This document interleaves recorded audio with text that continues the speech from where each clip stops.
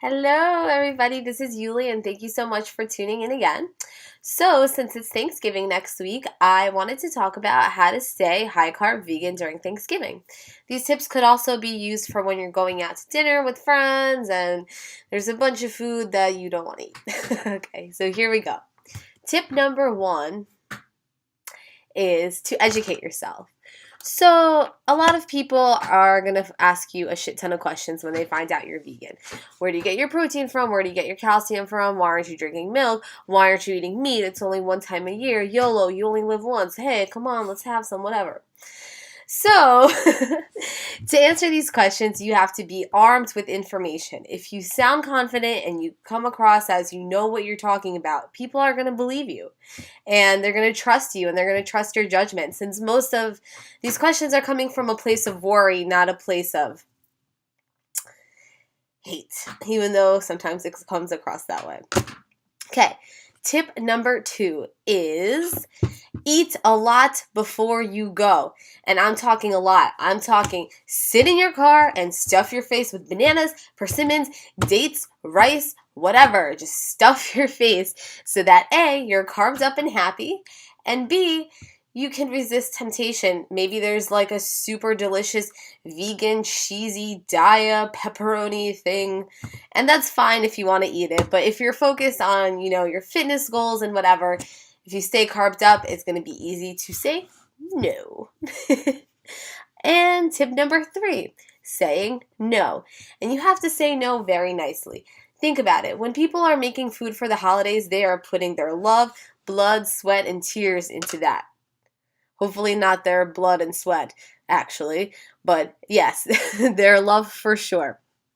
So, they want you to try it, and they're probably going to get a little bit offended if you don't. So the best way to do is A, explain your situation, like we said in step 1.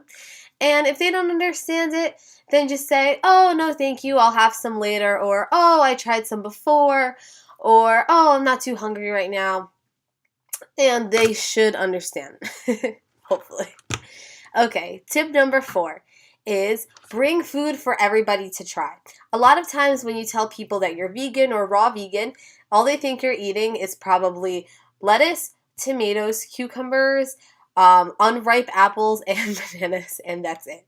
Okay? So when you create these super creative dishes, they can be gourmet, you can still do creative dishes and be low fat, but it really opens up people's eyes to the diversity of what you're eating and can show them the beauty of raw food.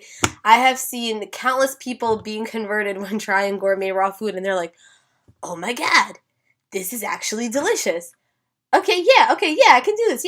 Yeah, why not me? So, yeah, it kind of starts the conversation going in a positive way instead of a negative way. And the last and final tip is go in there with a positive attitude. Okay, so if you go in there with a positive attitude, you get carved up, you're just going to be a joy to be around. And when you're a joy to be around, people are less likely to be like, hey, screw you, dumb vegan, But if you go in there with a victim mindset, like, oh, everyone's going to bother me, oh, everyone's going to attack me, then people actually will. You're creating an open target for yourself. So go in there, be positive, be the life of the party, and no one will even focus on what food you're eating. And at the end of the day, Thanksgiving and any social gathering should be about the social aspect versus the food aspect.